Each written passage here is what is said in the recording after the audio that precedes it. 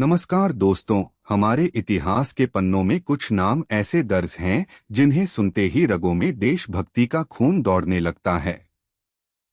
और इन्हीं नामों में से एक है झांसी की रानी लक्ष्मीबाई का। एक ऐसा नाम जो सिर्फ एक औरत का नहीं बल्कि अदम्य साहस, शौर्य और बलिदान का प्रतीक है। लेकिन क्या आप जानते हैं कि इस महान वीरांगना की असली कहानी सिर्फ युद्ध के मैदान तक सीमित नहीं थी।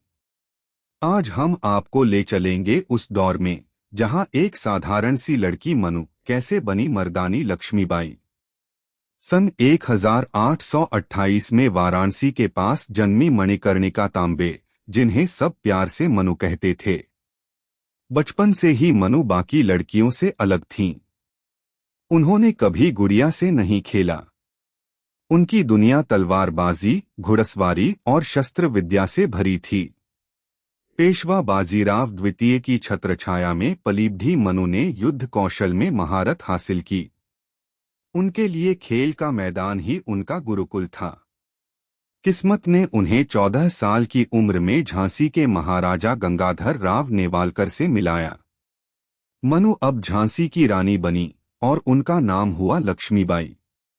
राजसी ठाठ बाट में भी उनका शौर्य और दृढ़ता कायम रही। लेकिन ये खुशियां ज्यादा दिन तक न टिक सकीं। एक पुत्र को जन्म देने के कुछ ही समय बाद वह शिशु चल बसा। इस दुखद घटना के बाद महाराजा ने एक बच्चे को गोद लिया, जिसका नाम दामोदर राव रखा गया। लेकिन ब्रिटिश साम्राज्य की गिद्ध दृष्टि झांसी पर पड़ चुकी थी। 1853 में महाराजा गंगाधर राव का निधन हो गया। अंग्रेजों ने डॉक्ट्रिन ऑफ लैप्स, हड़प नीति का हवाला देते हुए दामोदर राव को उत्तराधिकारी मानने से इनकार कर दिया और झांसी को ब्रिटिश साम्राज्य में मिलाने की घोषणा कर दी। रानी लक्ष्मीबाई के लिए यह सिर्फ एक राज्य का छीनना नहीं था, यह उनके सम्मान, उनके पति की विरासत और उनके बेटे के अधिकार का अपमान था। उन्होंने गरजकर कहा था, मैं अपनी झांसी नहीं दूंगी।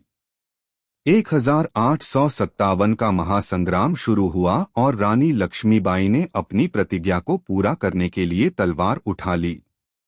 उन्होंने अपनी सेना का नेतृत्व किया, जिसमें महिला सैनिक भी शामिल थीं, जिन्हें दुर्गा दल कहा जाता था। झांसी का किला उनकी वीरता का गवाह बना। अंग्रेजों ने किले पर हमला किया, लेकिन रानी ने हार नहीं मानी। उन्होंने अपने पीठ पर दामोदर राव को बांधकर अंग्रेजों से लोहा लिया।